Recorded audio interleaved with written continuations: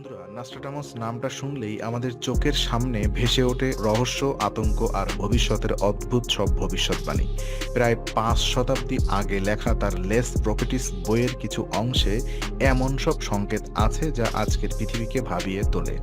2026 সাল নিয়ে নস্ট্রাডামসের লেখা বিশেষ কয়েকটি কোয়াট্রেইনে গবেষকদের নজরে এসেছে, যেখানে তিনি ইংল্যান্ডে ভয়াবহ প্লেগ এবং একই সঙ্গে যুদ্ধের ইঙ্গিত দিয়েছেন। এখন প্রশ্ন হলো, এই ভবিষ্যৎবাণী কি শুধু প্রতীকী নাকি বাস্তবতার সঙ্গে মিল খুঁজে পাওয়া যাচ্ছে? প্রথমেই আসি, ইতিহাসে ইংল্যান্ড বহুবার মহামারীর শিকার হয়েছে। 14 শতকে ব্ল্যাক ডেথ থেকে শুরু করে 17 শতকের গ্রেট প্লেগ অফ লন্ডন, প্রতিটি মহামারী ইংরেজ সমাজ, অর্থনীতি এবং রাজনীতিকে ভেঙে দিয়েছে।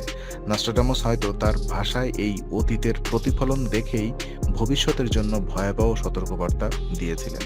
এরপরে আসি আধুনিক সময়ে, যেটা 2020 সালের মহামারী আকার ছড়িয়ে পড়া কোভিড-19 গোটা বিশ্বকে নাড়িয়ে দিয়েছিল, আর ইউরোপ, বিশেষ করে ইংল্যান্ডও মারাত্মকভাবে ক্ষতিগ্রস্ত হয়েছিল।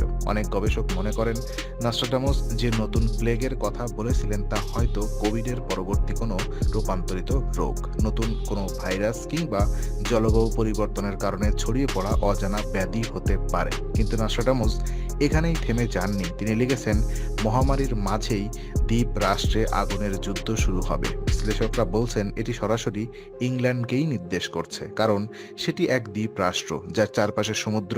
প্রশ্ন হলো, ইংল্যান্ডে আবার কি ধরনের যুদ্ধ হতে পারে? একটি সম্ভাবনা হলো ইউরোপের ভূ রাজনৈতিক টানাপোড়েনে, বিশেষ করে রাশিয়া ন্যাটো দ্বন্দ্বের কারণে ইংল্যান্ড সরাসরি যুদ্ধক্ষেত্রে জড়িয়ে পড়তে পারে। ব্রেক্সিটের পর থেকে ইংল্যান্ড আবারও এক নতুন ভূ রাজনৈতিক ভূমিকা নিয়েছে। ন্যাটোকে তারা সক্রিয়তা বেড়েছে, আমেরিকার কৌশলগত সহযোগী হিসাবে তারা সামনে এসেছে। তাই নস্ট্রাডামস এর সেই আগুনের যুদ্ধ হয়তো ইউক্রেন রাশিয়ার যুদ্ধের বিস্তার, কিংবা ন্যাটো বনাম রাশিয়া চীন সংঘাতের অংশ হিসেবেই দেখা দিতে পারে। এবার অর্থনৈতিক দিক দেখি। নস্ট্রাডামস লিখেছেন, রোগ আর যুদ্ধ একসাথে এসে রুটি কেড়ে নেবে মানুষের কাছ থেকে।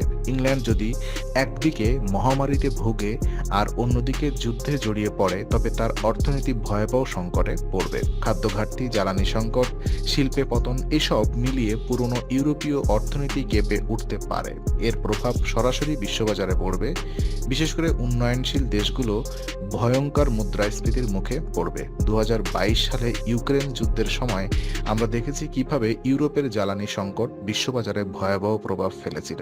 নস্ট্রাডামস যেন শতাব্দী আগে সেই ছবি এঁকেছিলেন। কিন্তু নস্ট্রাডামস সব সময় শুধু অন্ধকারের ভবিষ্যৎ বলেননি, তিনি লিখেছিলেন, দুর্ভিক্ষের পর আসবে নতুন আলো, নতুন রাজনীতি। অনেক গবেষক বলেন এই কথার মানে হলো 2026 সালের মহামারী আর যুদ্ধ হয়তো ইংল্যান্ডকে ভয়ানকভাবে কাবু করবে, কিন্তু এর পরেই নতুন নেতৃত্ব, নতুন রাজনৈতিক পরিবর্তন এবং হয়তো একটি শান্তির চুক্তি আসবে। ইউরোপীয় ইউনিয়নের সঙ্গে সম্পর্ক, ন্যাটোর ভেতরের নতুন ভারসাম্য কিংবা বিশ্ব শক্তিদের নতুন সমঝোতা, সবই হতে পারে এই পরিবর্তনের অংশ।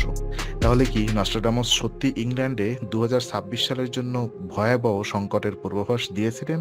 প্লেগ ও যুদ্ধ একসাথে আঘাত হানবে, নাকি এগুলো শুধুই প্রতীকী সতর্কবার্তা, যেগুলো ইতিহাস আমাদের বারবার মনে করিয়ে দেয়? আজকের বিশ্ব রাজনীতি আর মহামারীর ইতিহাস বিচার করলে নস্ট্রাডামসের লেখা নিছক কবিতা নয়, বরং সময়ের গভীর বাস্তবতা বলে মনে হয়। তো প্রশ্ন রইল, আমরা কি তার সতর্কবার্তাকে গুরুত্ব দেব, নাকি আবারও ইতিহাসের পুনরাবৃত্তির শিকার